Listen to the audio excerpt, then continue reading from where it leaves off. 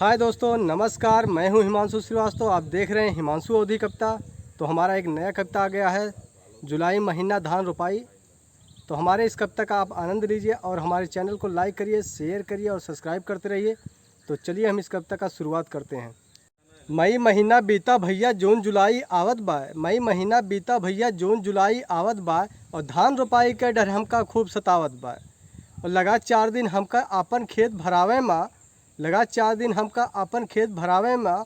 और खेत का पानी सूख गए भैया ठेकेदार के आवे माँ। लगल धान खेतवा में भैया पानी ना उपावत बा।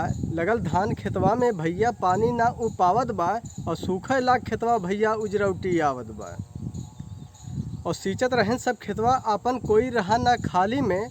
और जुगाड़ लगाए के पानी पाए, पानी गिराए हम नाली माँ। किसिम किसिम का खाद भैया खेतवन में लागत बा। किसिम किसिम का खाद भैया खेतवन में लागत बा और खादी का पैसा जल्दी खाता में ना आवत बा। और हो गए बहुत उधारी भैया बड़े बड़े दुकानी माँ। हाल तुम्हें का बताए भैया है बहुत परेशानी माँ। इंटरनेट पर बहुत दिखावा झमाझम बारिश आवत बा। इंटरनेट पर बहुत दिखावा झमाझम बारिश आवत बा।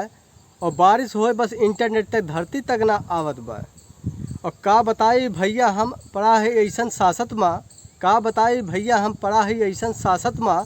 और जौन बचा अब साढ़ चरे पड़ा है हम ऐसन आफत माँ। जोताई के पैसा लेवे ट्रैक्टर वाला आवत बा। जोताई के पैसा लेवे ट्रैक्टर वाला आवत बा। और सुबह शाम वो हमका बात चार सुनावत बा।